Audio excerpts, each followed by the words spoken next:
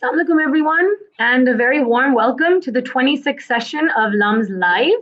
I'm Marwa Mohkam. I'm filling in for our very own Adil Hashmi today, but I assure you he'll be back on Monday, inshallah.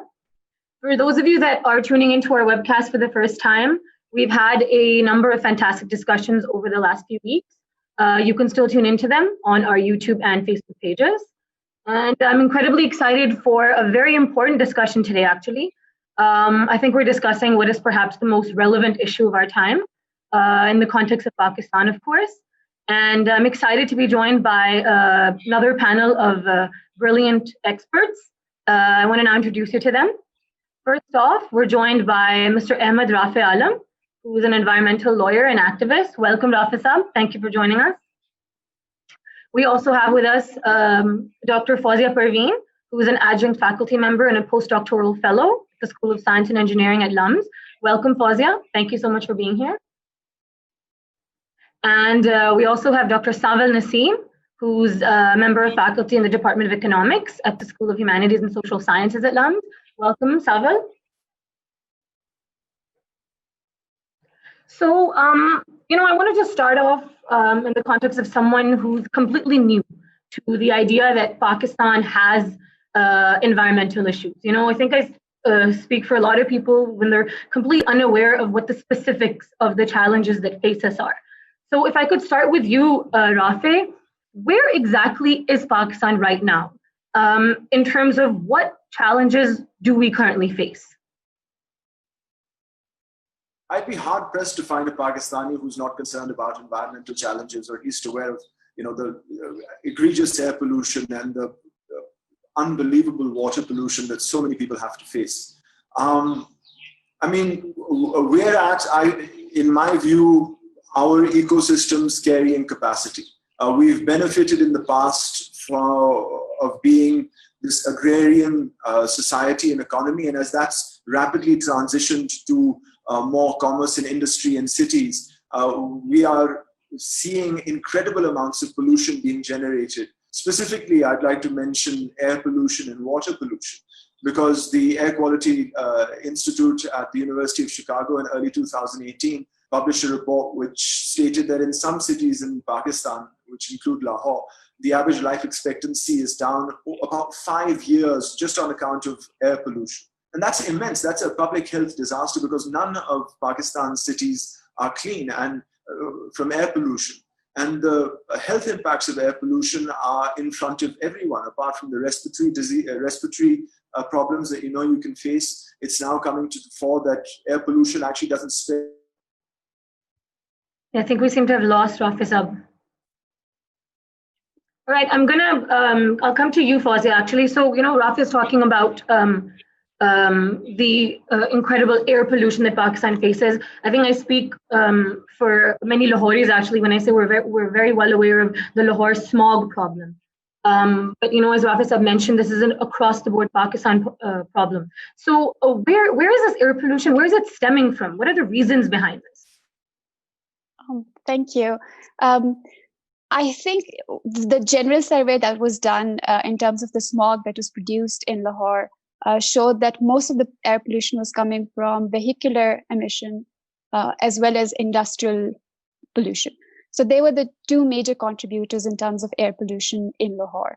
And I think one of the things in this entire campaign about the particulate 2.5 meter that was increasing, and the visible enemy that we could see in terms of the size and the respiratory problems that it brought, we also forgot to mention a lot of other things, which is the invisible enemy. So sort of the SOxes and NOxes and the carbon gases that are also affiliated with vehicular pollution or industrial pollution were somehow overlooked. So on the one hand, this entire smog problem, and I often say that when I was doing my undergrad, we read about that London smog in our first or second semester, I think. And within a year, we saw that then we had to imagine what a smog could look like. And within a year, we saw smog in Rawalpindi, in Lahore, and in some of the major cities.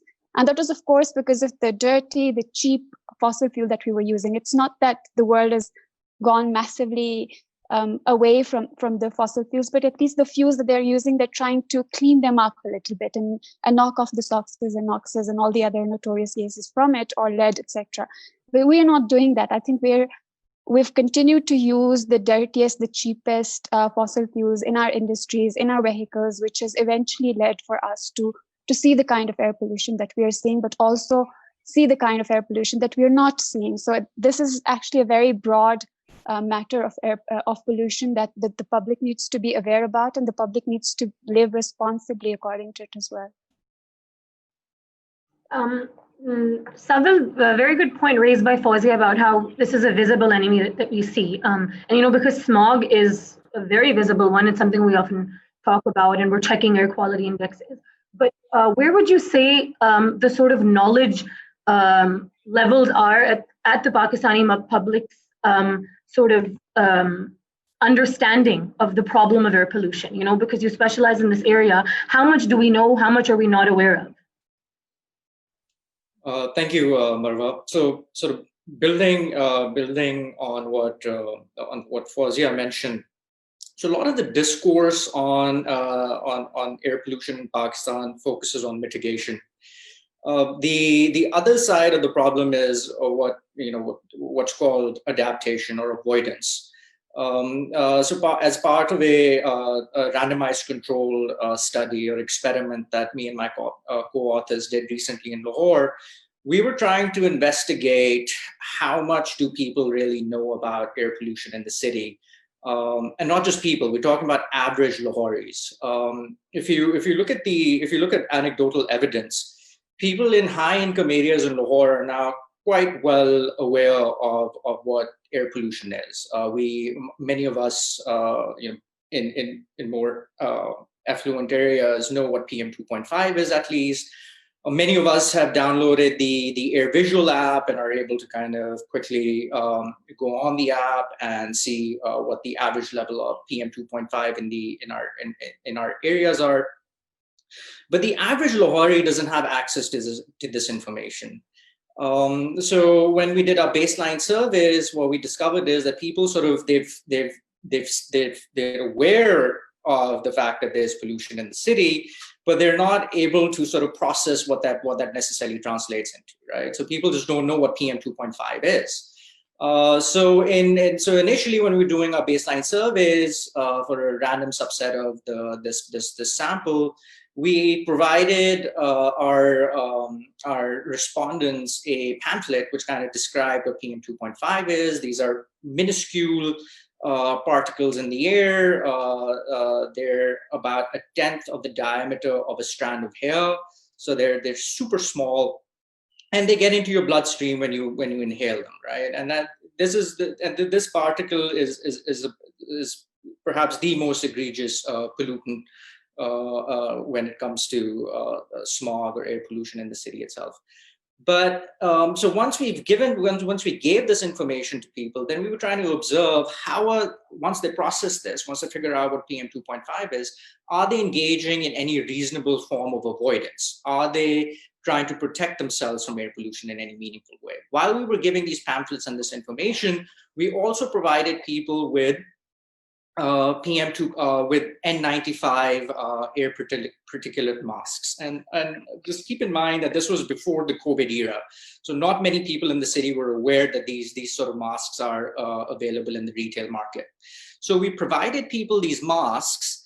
And then what we observed is that over time, people started valuing. So people had no idea what these masks are, right? So once they knew what PM 2.5 is, and after a couple of months, when we went back and asked them whether they have a preference for these avoidance goods, like PM2, like these N95 masks, what we discovered is that people are on average willing to pay up to 100 rupees for a mask. And we're talking about an average Lahori with an income which is less than 50,000 rupees per month,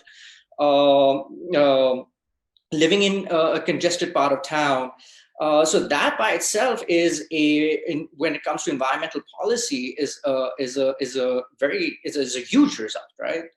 The people, if they're willing to pay 100 rupees on average for a mask, that translates into a considerable proportion of their monthly income.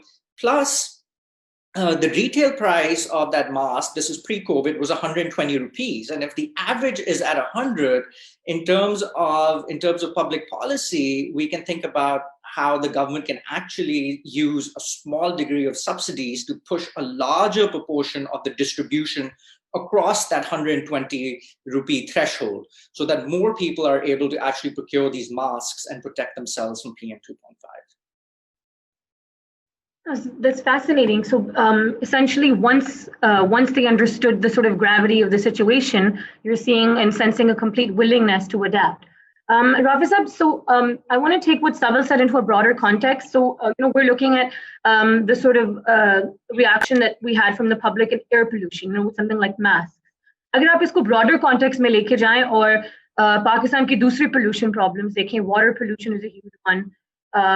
What would you say is the level of understanding in those areas, these other environmental challenges? Because we do know that in Pakistan, we are constantly being told that we're a water scarce country, and in the next 5 years, we're looking at a huge water crisis. So in context, what is the level of understanding? I'll stick to my point that you'll be hard pressed to find a Pakistani who isn't aware of environmental problems and where they're caused, but will just soldier on for lack of alternatives. I think that especially when it comes to water pollution, as I was saying earlier, there's a UNICEF report from a few years ago that suggested that nearly 40% of all Pakistanis in hospitals are there because of some sort of water-related disease. And then the other stark statistic that, Pakistan is one of the highest in the world when it comes to children dying of diarrhea under the age of 5, which is something that can be prevented with clean water being available. What I think this reveals is the inequity with which environmental problems strike people. People who are affluent or who are resilient will have less likelihood of being affected by environmental damage, living in big homes with walls and having piped water. But we have to understand that the vast majority of Pakistanis don't live like this at all. And they face the harshness of the air pollution. They face the harshness of not having clean water available, or what water is available isn't of adequate quality. And I feel that their voices aren't as well broadcast in media to raise awareness as their numbers justify. So whilst we may bemoan that there's a lack of awareness, what we're doing is we're actually ignoring reality in that most Pakistanis are severely affected by environmental degradation. Fozia, Rafay mentioned that the sort of impact of this is going to be disproportionate on our population. And we read that all the time, that our poor and most vulnerable will be most affected. So why is that? Where does this come from? So you must have heard, you generally hear about intersectionality, which is the concept that, of course, the more privileged, the more elite would be affected less compared to those who are marginalized and those who live at the peripheries of where our societies are living. And I have an example of the little that I've spent in Lahore, where I worked with this waste scavenging community in Lahore. And there we were at LUMS talking about smog, air pollution, the need to wear masks. And then I go to this population, there are thousands of juggies, and the juggies literally have no windows. And you're asking all of your friends to maybe close your windows, tell your children to not go out. And there's an entire community living inside those juggies that have no concept of living in a closed or closely environment that is closely related to the environments that we live in. So I think it does always affect the poor, the marginalized, because of the fact that they don't have the capability, the capacity, the resources to deal with it. So anytime something would happen with reference to environment, with reference to climate change, if you go to Karachi or towards Sindh and the coastal areas of Balochistan, you'll see that the fisheries communities gets affected by it. And there are people who live on the boats. Boats are their homes. So every time there's going to be torrential rains, every time there would be floods, every time there are going to be cyclones, they are going to be affected. Not us who live in our luxury homes. Even if it's small, it's enough. It's better. It's more than most. So automatically, because the poor live on the peripheries, on the side skirts, their wash situation is the worst. They don't have access to clean drinking water. They don't have access to toilets. So this entire community that I went to was sharing one toilet. I mean, at this age where all of us say that our hygiene is really important to us and we must have a toilet all for ourselves, or we ensure that it's clean, but then you go to this community and you realize that they don't have clean drinking water. And on top of that, all of that community is sharing that one toilet that they have in common. So I think anything that has to do with environment and climate would eventually affect everybody. The good thing about, and I'm saying the good thing because about smog was that it affected everybody. So at last, people like us cared, at last people like us spoke, because otherwise we say, if there is something that happens, we can always run away from, even from the country, like forget the cities. We can always afford to go to maybe a cleaner city, to maybe a cleaner luxury place, to maybe go on a vacation. And some people even leave countries based on what the situation in this country has been. So for the first time, I think when smog came and everybody was affected, people started talking about what needs to be done and running lesser vehicles, running public vehicles, trying to use buses, trying to introduce the concept of community run services or public services that a lot of people could use simultaneously. So I think that whatever the environment and climate issues are, they're always going to affect the poor the most. And it's not just the issues of environment and climate. Anything else that happens around us in our society will always end up affecting the poor more than the rest of us. So, Sanval, Fozia has really outlined that it'll ultimately affect everyone. But, this idea that affluent members of our population have the choice to leave, in your work, what have you seen with this idea that Pakistanis have a choice to look at the proportion of the impact of these challenges, and also something that Fozia said, what aspects of this are unique to Pakistan? Because this idea of disproportionate impact, this affects other developing countries too, right? Other countries in the global south. So what about this would be unique to Pakistan, and what is more global? Right. I'm not sure if Pakistanis actually have a choice to leave. I don't know where we're going to go. Like green passport isn't really accepted in many places. Well, I mean, it's a good question. Look, it's about, if you're looking at a cross-country comparison, a lot of this also has to do with like the choice sets that people have, right? In Pakistan, we do have a constrained choice set. Coming back to this idea of avoidance, and I keep bringing the conversation back to this because avoidance in the short run is incredibly important, because improvement in air quality or ambient air quality is a long-term process, right? And we will talk about that later in this webinar. But that requires strategic action by the Environmental Protection Department, not only at the provincial level, but at the federal level as well. Coordinated policies, a host or range of strategies to try to bring pollution levels down. But in the short run, the fact is, the evidence demonstrates that the EPD doesn't necessarily have this capacity yet, right? Even if it does, it's not really showing evidence of any action yet. But so if we are stuck with poor ambient air quality, we need to think about ways of actually protecting ourselves, right? And engaging in behavior where we're trying to mitigate these impacts ourselves. So I've already, affluent households, people now have procured air purifiers. People now wear these N95 masks, as I mentioned earlier. Now we also know that people in lower income or lower middle income households have a willingness to pay for masks, but on average that's still lower than the retail price. So one can think about how can you subsidize them so that like a larger proportion of people in those households are able to procure them. But another fascinating thing is what we've discovered in our work is this fact that we need to prepare people to make more informed choices. And one way of doing that is to increase access to air pollution forecasts. So a lot of the research in the developed country and a lot of the information in Pakistan right now is on real-time data on air pollution.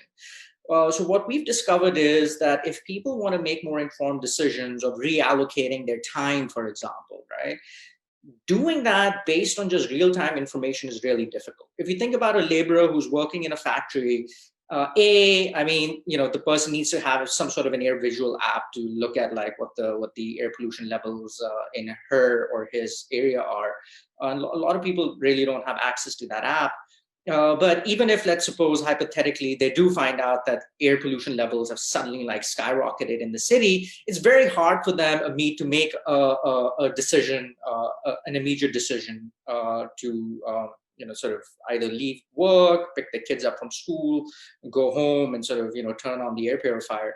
But so to better prepare them, you want to work on providing them air pollution forecasts so that if they can somehow look at those forecasts and then prepare for the next day. If they feel that pollution levels are going to be high, they can think about spending more time indoors versus outdoors. They can limit the exposure of the elderly to outdoor air quality. They can limit the exposure of young people in the household to outdoor air quality. They can then also ensure that the kids, in more drastic circumstances, not even send their kids to school. So there's a host of decisions that people can take, which are actually much more efficient and much more beneficial if they are able to make those decisions before the event occurs, before air pollution itself is realized. And to do that, forecasts are incredibly important. And what we've seen is that once we give people exposure, so what we did is we actually were giving people air pollution forecasts. We had our own model. We were getting the satellite data. We were taking data from the city itself. We were combining the data together. And then we were sending these forecasts to people through SMS every evening at 8 p.m. 6 months down the line, people were and again, these are what we're talking about, an average Lahori in a lower middle income neighborhood was willing to pay up to 90 rupees for such a service. And this is almost 50% of what they pay for their jazz cards, right? So people were actually finding these air pollution forecasts very valuable, and we discovered that they were engaging in a lot of interesting behavioral changes because of access to this information. So, what I'm hearing is, from what Sanval's saying is that you have a public that's receptive to these changes and to this information. So, Dr. Saab, tell me something. We had a session last week on water, and Dr. Fasilda Nabil, she referred to the groundwater situation in Pakistan as a crisis of governance. It's a crisis of governance. And I think that you can sort of overcast that over a lot of our environmental challenges. So from what Sanval has said, that आपकी public receptive है, obviously कोई governance में issue है. तो इसके बारे में बताएं कि ये crisis governance का कैसे हुआ है, हम इधर पहुंचे कैसे हैं? You've heard the phrase, we have all the laws, but there's no enforcement.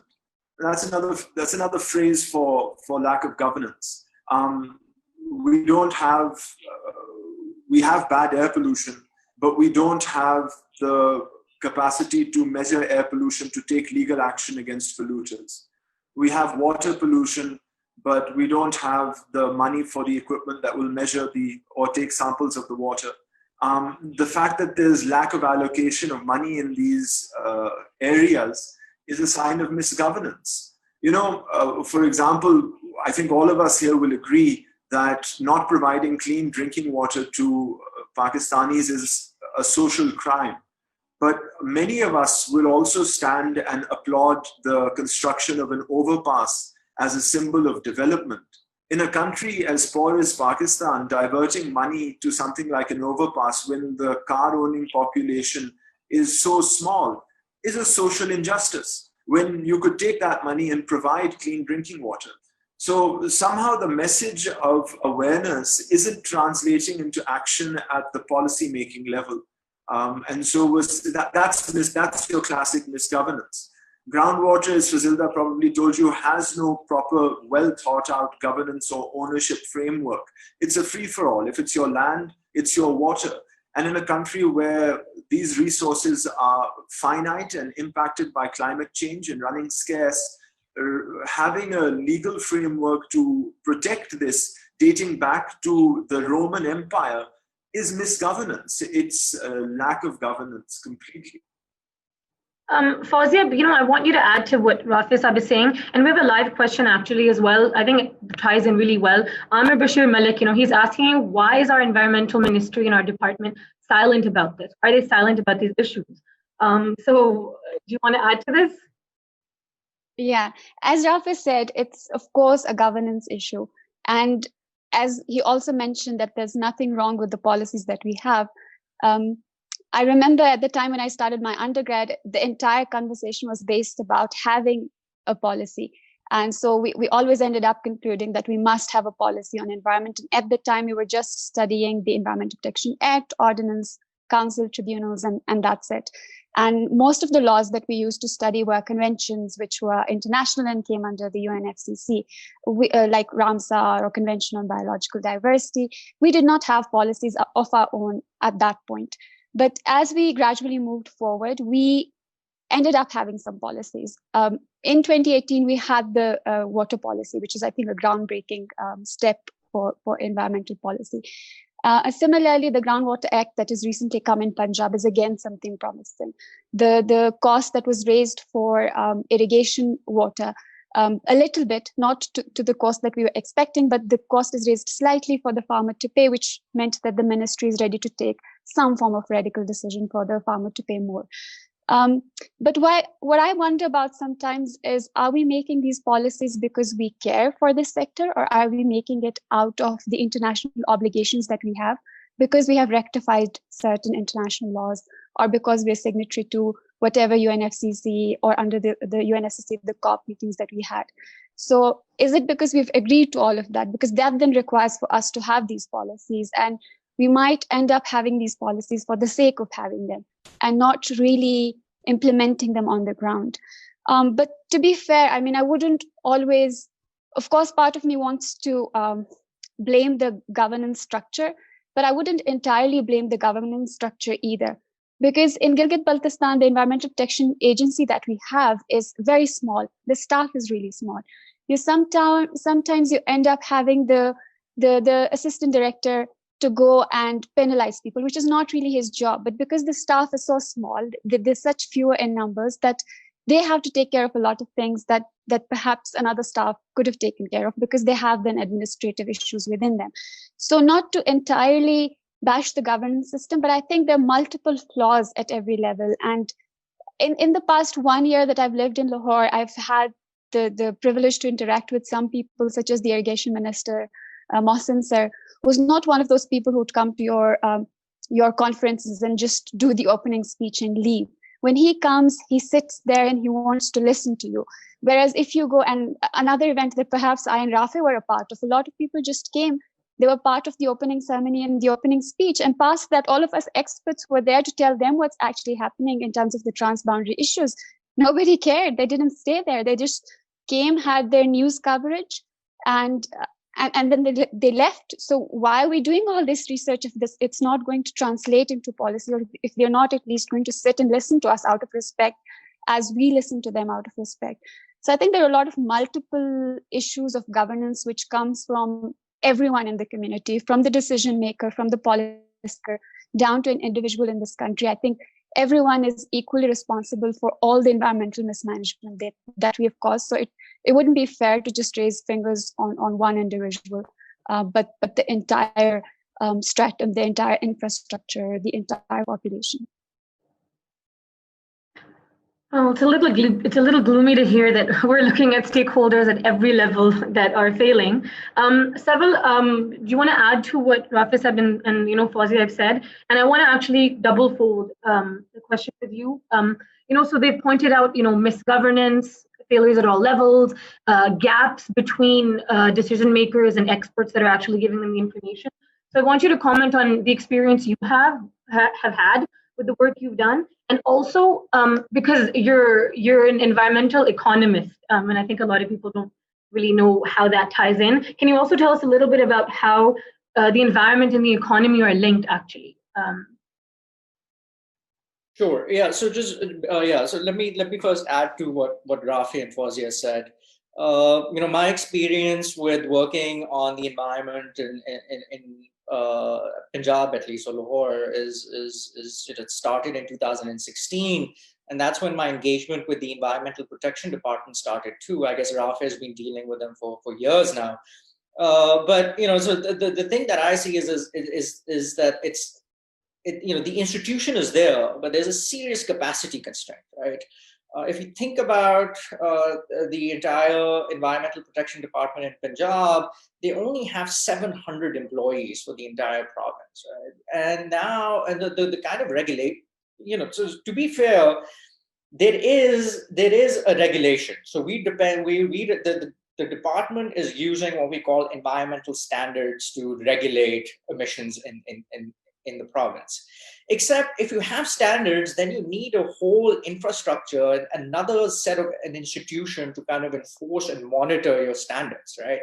So just setting standards by themselves is not enough. I mean, if you're saying that the ambient air quality in Lahore can't go beyond let's say 35 micrograms per meter cube on average during a day, then you have to go after the sources to ensure that that quality doesn't deteriorate, right? But the EPD just doesn't have that capacity. And by the way, this standard is for the entire province. And so so there's just 700 people, and there are about over 40,000 industrial units in the province that are responsible for our emissions, right? So how in the world are these 700 employees or inspectors going to go around and enforce some sort of a standard, right? Or kind of ensure that these emissions don't exceed the specified limits. So for me, this is a big capacity constraint. And if you look at the recent budgets, for example, I mean, a lot of our development, even after the NFC award, etc., the environment is now in the provincial domain, right? And so the spending that the province is doing when it comes to development, overwhelming majority of the development expenditure goes to education and health, which by themselves are very important sectors, right? But the money allocated to the environment is abysmal. But then they're constrained as well, right? Like the country just doesn't have money. We are not able to generate resources. Our tax base is really small, and then the provincial government has to then make some sort of a decision on how to allocate like the money that it has, and it seems that the preference is for the health and education sectors. So to really, I mean, the provincial government has to go back to the drawing board and really understand that the environment itself they have to increase its priority because as Rafay and Fozia have already mentioned, the long-term impacts are incredibly high, right? If your life expectancy is going down by 5 years, I mean that's a huge economic cost, right? Look at the productivity that this person could have provided in those 5 years, or the kind of income this person could have generated for the household in those 5 years. And if you aggregate those 5 years over everyone in the province or everyone in the city, that's a huge cost, which the country itself has to bear. I'll come back to the second part once you've gone through Rafay and Fozia. Okay, so Rafay, the natural response to what we've heard from Sanval, and all of your comments actually on this would be to say, well, what are the reforms that we need, in terms of policy and governance? But if we've already had this discussion on that, the policies are there and the laws are there. So फिर आप मुझे बताएं, natural next step क्या होना चाहिए जब laws भी हैं और technically policies भी हैं? What's the next course of action? Well, I mean, there's definite courses of action to take with respect to environmental pollution or enforcement of the Environment Protection Acts, and that is, as Sanval correctly pointed out, it's a capacity issue. 700 लोगों से 40,000 industry monitored नहीं होगी. So you're going to have to buff that up with people. And it can be done. In Punjab, for example, the Food Authority was established in 2010. And within a few years, you can go to one of the 7 cities where it operates and it's working perfectly fine. So you need to upgrade, you need to invest in people, you need to invest in equipment, and you'll see a change in regulation and an improvement in some of the parameters for air pollution and water pollution. But beyond that, there are other environmental issues as well, which fall outside industrial pollution control and the enforcement of the law. Stuff like pesticides isn't regulated by the environment. Issues relating to climate change often fall outside the purview of strict environmental enforcement, because what are you going to do about, temperatures rising, global temperatures rising, and so on. So we lack capacity there as well.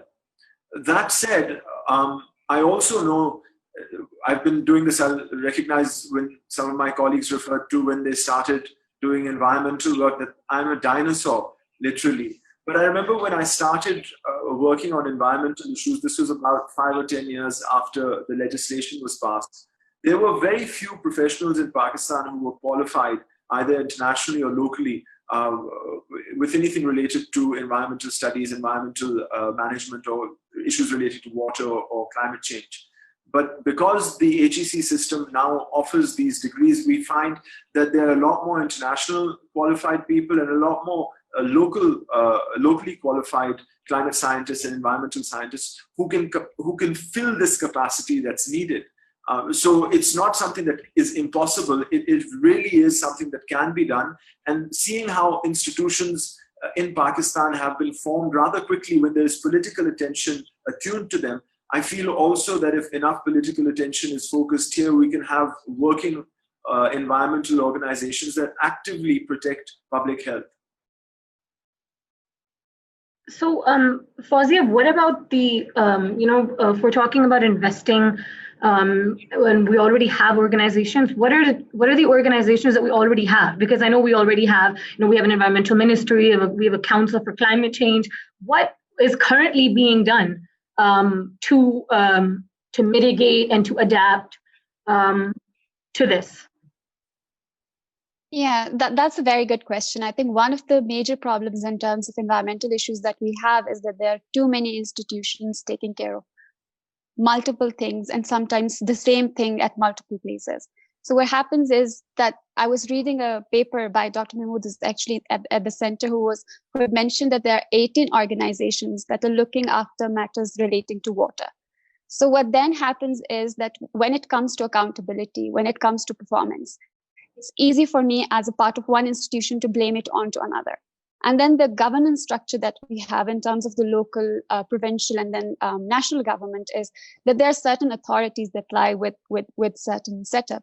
So what happens is that, for example, if you take the case of Sindh, the local government says that, or the mayor would say that the budget of cleanliness or the management, environmental management, comes to the provincial assembly or the provincial government, whereas he has to go and tax the people for it. So when he goes to people and asks for money, they don't give him the money because they say, where is your service provision? We don't see that reflect in, for example, clean water provision or wastewater treatment. And that's why they refuse to give them money. And that makes the local government work difficult because they don't have the infrastructure and the money to take care of it, again, in terms of people and the resources and the money. So we're getting tighter on budgets every single year, not just in academic institutions, not just in research, but also in the local, provincial and national government. And the sort of authorities that have been given to them, I don't think they're very, very streamlined. For example, if they're going to go and tax the people or take money from the people, they should have been assigned that particular portion of the budget, because then service provision would be their responsibility as well. And similarly, in terms of organizations, I think we have multiple organizations looking at multiple things. You have IRSA that takes care of water. You have the Indus River System Authority, of course, which talks not only about the national water, but transboundary waters as well. We have WAPDA.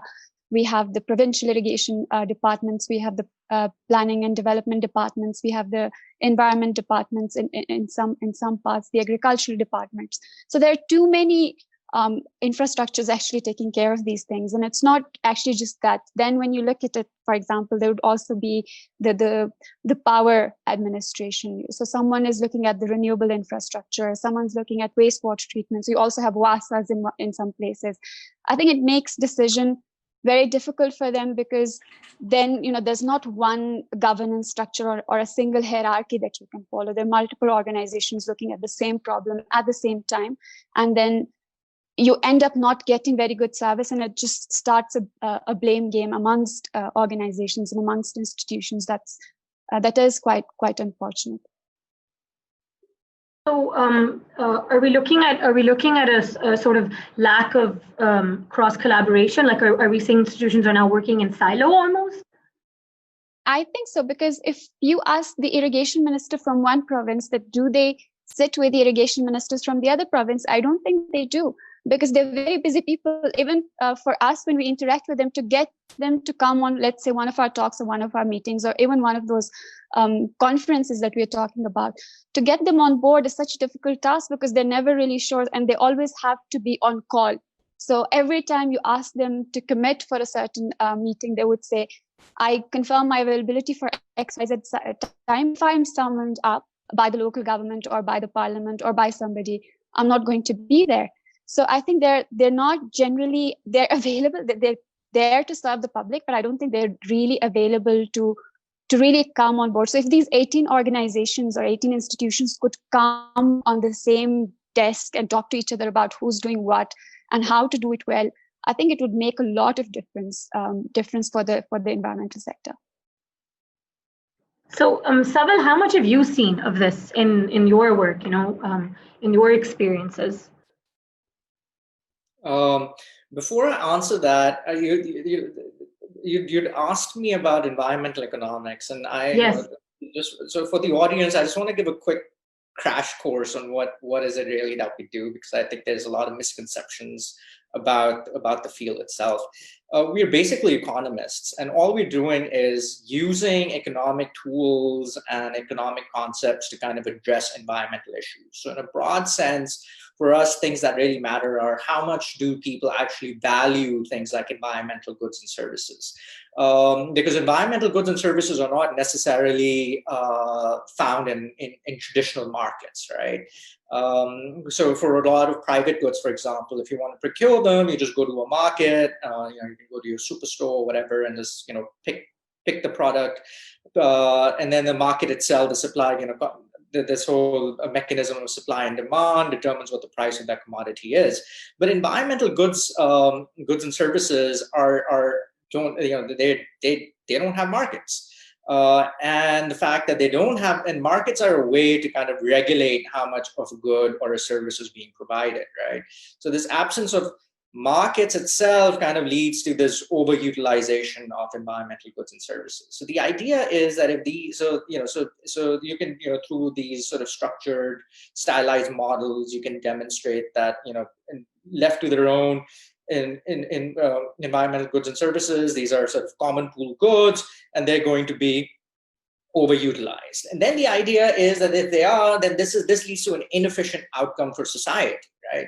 So how is it that we can push or nudge society towards a much more efficient kind of outcome where we have an optimal level of utilization of environmental goods and services? For that, we need to know how much do people actually value the environment. Now, with air pollution and all, I mean, to some extent, there's a certain cohort of people in Lahore who really worried, including me and those on the panel, etc. But, do other people in the city actually value the environment? Do they value cleaner air? Do they value clean water? Hypothetically, or your priors would be they do, but how do you really measure that, right? So then there's a host of sort of tools that you can use. There's one concept called reveal preferences, which is basically you kind of observe market goods, but there's somehow environmental attributes that are linked to market goods. For example, property prices, right? A house next to the airport, for example, is not going to have a very high value compared to an identical house located away from the airport. And that's because of noise pollution, right? When your house is right next to the airport, there are planes landing and taking off. and that noise pollution by itself gets translated into the price of the property. So that's interesting, right? So a lot of economists kind of look at property prices and controlling for a host of other factors like location or size of the house. They try to then tweak out what the impact of the environment is on that property price, and that effect of the environment on the property price is actually the value people attach to that environmental good or service. So that's one. B, then we also look at sort of how do you use economic tools and concepts to actually mitigate air pollution. One of the most famous strategies is the use of what we call Pigouvian taxes. In Pakistan, our environmental regulation is kind of old school, right? We're still relying on standards, and then sort of, we can't even enforce those.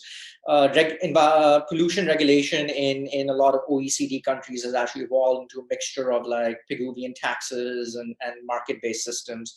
Market-based systems by themselves are a whole other ball game. I don't know if we have time to kind of talk about them, but Pigouvian taxes is basically, this was Alfred Pigou, and a British economist in the 1920s. The traditional concept behind taxes was that taxes are a way to generate revenue for a government. But Pigou thought of taxes as a way to alter behavior. So he was sort of looking at people's behavior and said, like, there's certain sort of negative behaviors that can be altered used by placing a tax on that particular behavior, right? So now these Pigouvian taxes over the years have now, environmental economists have picked those up, and they think of, if you think about pollution as a bad, then you can use a Pigouvian tax on that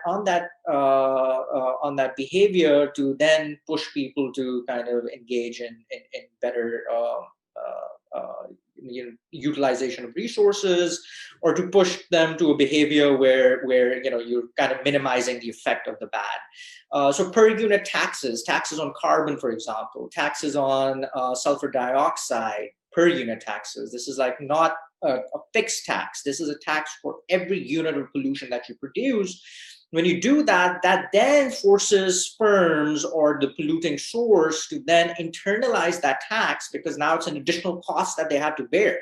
So they're going to be better off reducing their pollution than incurring that tax. So these Pigouvian taxes are now, used to control a variety of pollutants around the world, and it's actually something that our regulator, our environmental protection department, needs to consider very seriously as well, because not only does it sort of alter behavior, but it's also an alternative form of revenue for the government, right? And this alternative form of revenue can then also further be used to enhance the capacity of our environmental protection departments. I certainly think that in Pakistan, taxes do alter behaviors.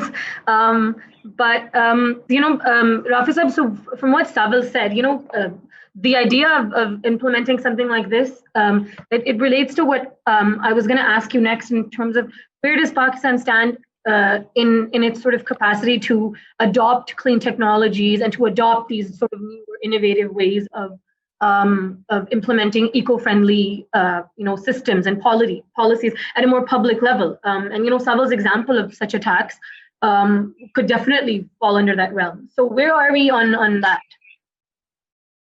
There's nothing innovative about sustainability. We've known how to treat our waste the first sewage systems actually date back to our part of the world. Look, there's no such thing as a rich and polluted country. People need to understand this, because a lot of times people ask me or confront me with this idea that other countries have clean water and clean air because they're developed, because they've had the benefit of economic development, they're rich. And once they've attained this sort of status, then they can divert their attentions to other things like having trees or having less air pollution.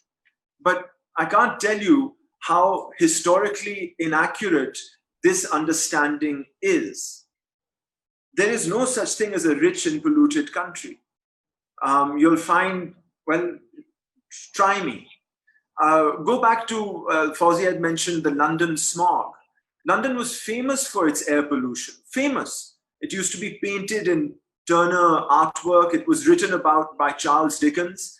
It hung around for well over 100 years until 1954, the Great Smog of London in 1954. And that's when folks decided that that was enough. And I had the opportunity of learning why. It was because a large number, well, not a large number, the people who returned to England after fighting World War II, when they got a chance to vote in the 1950s, said very clearly that they didn't survive World War II to come and die in London because of the fog. And it was political pressure and decisions that make London air one of the cleanest air cities in the world.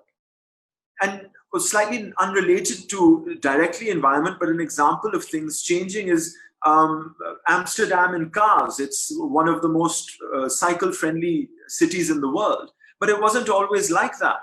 As early as the 1970s, with high costs of fuel and unexcusable deaths on roads, the people of Amsterdam decided that they wanted a change, and they enacted legislation pedestrianizing areas and, imposing taxes on cars, the Pigouvian taxes Sanval was talking about. And you fast forward 30, 40 years, and you have a society that actually values cycling over owning cars. So these are attainable goals. These aren't goals that somehow magically can be followed once you have money in your pocket.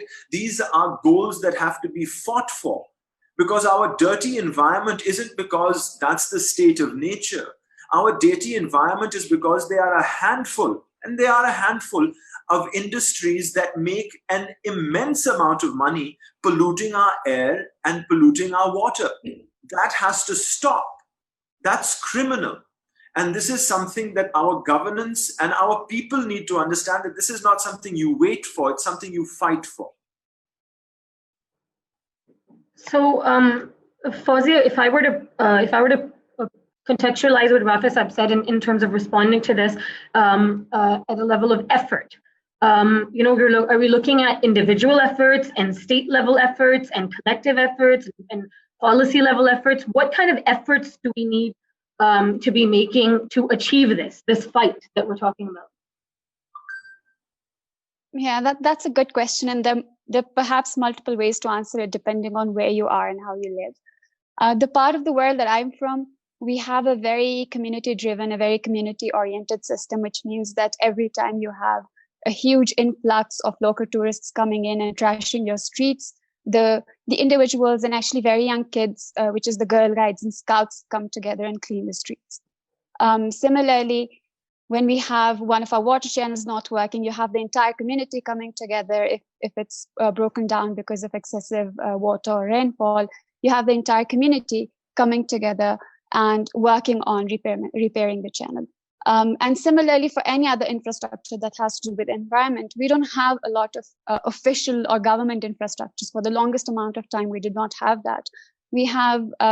But we have a very good community that is driven by a few elders who would tell them to do something, and then people follow them in that quest because they want this region to sustain itself. Our EPA is very new. So I think a lot of people were not even aware of what EPA was and what was its function, because it has just recently arrived in Gilgit-Baltistan. So essentially what I mean to say is that institutions are important, laws are important, policies are important. All of these are very important. Complying to the standards are important. But eventually, if the individual is not willing to do something, and that willingness could come in multiple forms. It could be a willingness to pay for a clean air, but I don't have to pay for a clean air here because the air is already very clean. I don't need to pay for the water here because the water is perhaps the most pristine that you could ever imagine anywhere else in the world. I do provide for the service that's being provided to me, but in general, like the metering and the billing system is not as complicated as you'd expect it to be in the cities. So to me, I think because our issues are very variant, the kind of environmental issues that we face here and the kind of community ownership and work that we have here versus what happens in the city, that you have to rely on a few activists to fight for your future generations clean water and to fight for a clean air for your future generations, because the rest of the city is simply not bothered about it. So I think they're completely different, and part of that also is because of what we see. So people generally in the cities do not see pollution very close to their homes, even though they consume so much, even though they produce so much, even though they produce so much waste and wastewater, it is taken out of their sight. And they pay for it, and they think that somehow it's being taken care of. And what I often say, and I would say it again here, is that every individual in the cities needs to go and see the dump site of their cities. Every individual needs to go and see the canals in their cities where all your wastewater is being dumped, so that you then become responsible about conserving some water, about harvesting some rainwater, about chipping in terms of money or bills into the environmental conservation projects that come in, whether that's water conservation or waste management or wastewater treatment or anything else that comes into the city. Similarly, like the issues that we face here are very different from the issues that perhaps the South could face. You have monsoon region, 60% of your rain comes during the monsoon period. Your priority perhaps would be to build small or large scale storage reservoirs. For us, because of the glacial melt, we have water. We hardly ever think about storage. And similarly, perhaps because we have so many glaciers, we would always think about the GLOFs. There are a lot of glacial lake outburst floods that are happening here. So our priority perhaps would be an infrastructure for that, because a lot of those GLOFs eventually end up destroying the Karakoram highway, which is the only source of connection that we have with rest of the world. So how we are impacted in terms of climate change and the disasters in this region is very different from perhaps the droughts and floods that you see there. So to me, I don't know why at this point, because we've already raised our hands on the governance structure and the governments, I think at this point, I want to speak about the individuals and the communities on how they can come together and make their municipal or their housing society or their local representative or their government representative responsible for the services that are being provided to them. And it really has to be action from everybody and from each civil citizen of this country. Sanval, I want you to add to what Fozia said. I want your take on this. And also, if you could specifically address, because you talked about the capacity constraints, so how would you specifically address efforts to improve those, to specifically address the capacity constraint that you talked about? Right. Well, okay, so, so of course, more sophisticated policies like the Pigouvian taxes, which kind of ties into this whole polluter pays principle, and a well-functioning system of tradable permits, etc. These require like a significant capacity at the EPD. But if we focus on some of some easier steps, right? I think if you look at the history of like the Environmental Protection Agency in the United States, for example, they really took off in the 70s. One of the first things that both the Federation, what the federal government and the states did was a system of standards for motor vehicles, and that had a tremendous impact in the short run on the environmental quality in cities like Los Angeles, which is super congested and so sort of similar to Lahore with their sprawl, and New York City, etc. So I think an immediate concern should be to kind of think about how do we get clunkers off our roads, right? So a lot of our transportation system is full of what we call clunkers. These are old cars, old vehicles that wouldn't sort of like meet any kind of environmental standard anywhere in the world, right? This requires a system of minimum standards on car engines, on fuel type, regular smog checks after a period, after a certain period. This also requires taxes on gasoline, and that by itself is a way of getting cars off the roads. It requires better urban planning so that you have more pedestrian spaces. People can walk to stores or parks or places.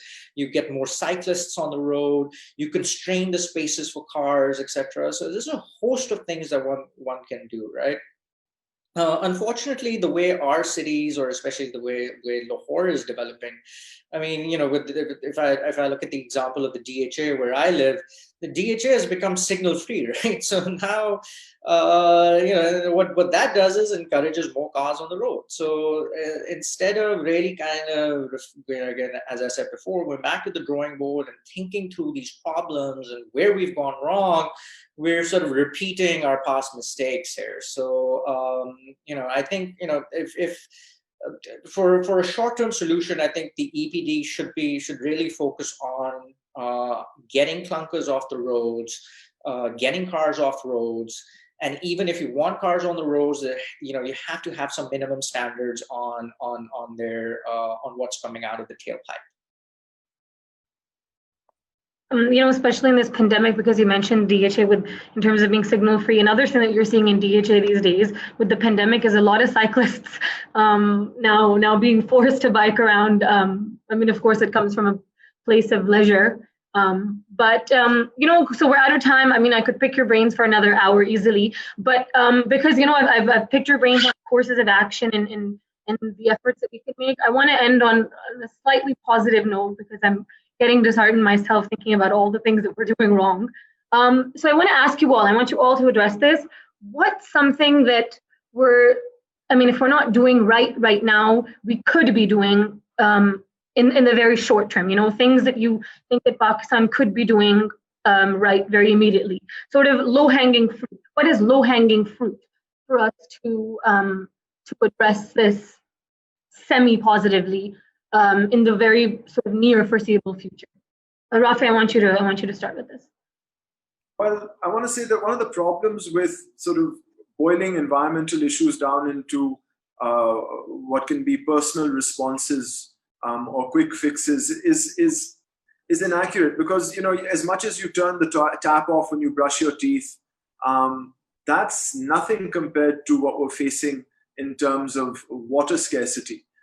Also, it sort of diverts the conversation from the major polluters. We've got air and water pollution issues because of our energy sector, our transport sector, and water pollution largely because of the sugar industry, which is one of the largest polluters of the water sector. So this attention to short-term personal initiatives distracts from the fact that you've got major polluters who are getting away literally with murder. And in any case, changing the transport sector, changing the energy sector, and indeed reforming the sugar sector will require public, collective political responses. And that's what we need to be focusing on. And many environmental issues won't take overnight to change. And this is what I want to end on. That, for example, when you want to clean up the air and water, it's not going to take one month or 1 year or 5 years. It might take over a decade. So what we need to start with is a common vision of environmental and sustainability that can oversee and go past our electoral cycle. Something we can all agree on. That going outside shouldn't make you sick. We should have places where our children can go in the evenings with public transport and not be molested. These sorts of vision statements that we can all get around and transmit those views to the people who make decisions. So not to undermine turning the tap off or less air travel or litter, but we're still looking at a much longer term, more dedicated effort, even on individual parts. Fozia, Fozia, and you can broaden that as well, because Rafay Saab very rightly said that we're obviously looking at a much longer term response. Yeah, so I think for me, first of all, I would say what I think needs to be done in terms of the environmental issues. And secondly, I would like to quote a small initiative that we had started in this part of the world, which is banning single-use plastic. So basically, I think the issue with Pakistan right now is that we are, the conservation projects or the management projects that we put forward are generally negligent of the fact that the source is still on. So in terms of turning the tap off, it's not just of an individual, but the entire society. So you have industries still polluting, you have municipalities still polluting your water. And then you say at some point in the city, we're going to have to install a wastewater treatment plant because it is going to be a very capital intensive project. And that's why they never happened to be implemented in the end. So I think, to me, turning the source on, or the off, or the tap off, would be to making all these individuals, whether that's in the form of industry or housing society, accountable for all the pollution that they're putting into the environment. And so they should also chip into that wastewater treatment plant that the city must eventually have, and turning off the tap or that source of pollution that we're going to have continuously over a longer period of time.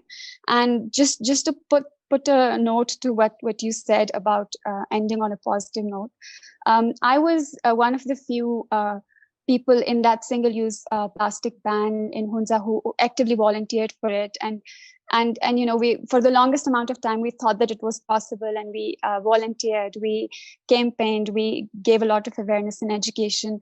And then eventually we're able to ban single-use plastic in this part of the world. And I'm not saying that it's entirely become polyethylene bags free, but at least people now have that sense of awareness that there is a degradable plastic bag and a non-degradable plastic bag. And so if you go to a shopkeeper and tell them that, oh, you're still using plastic, they say that, madam, it's a degradable plastic bag.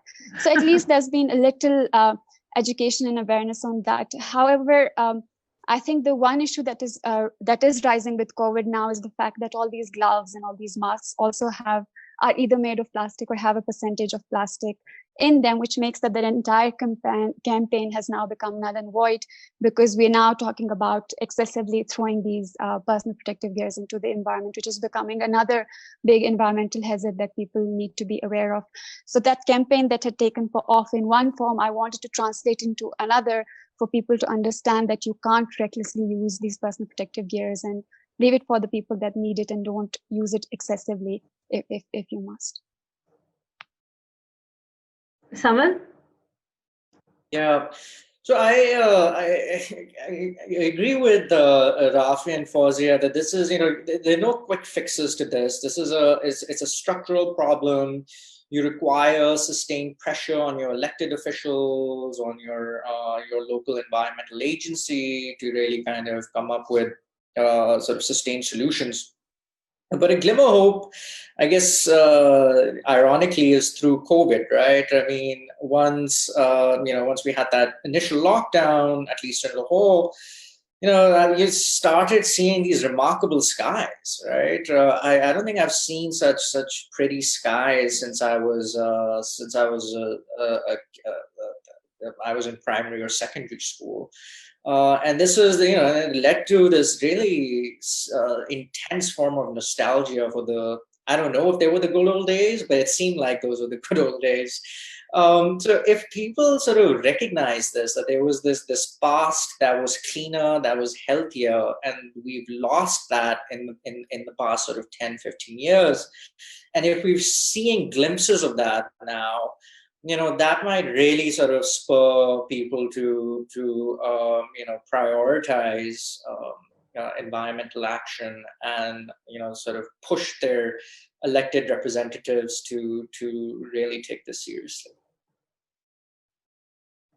All right, thank you so much, all of you, for your time, for the insights. I think we could have gone on for a couple more hours, because based off just the things you guys told me in the last 3 minutes, I could have asked 5 more questions just about single-use plastic, I think. But thank you so much, and to all of our audience watching, thanks so much. Join us again next week, and stay home, stay safe, stay clean, stay green, and use those masks wisely, right? Thank you so much, Al Khadafis.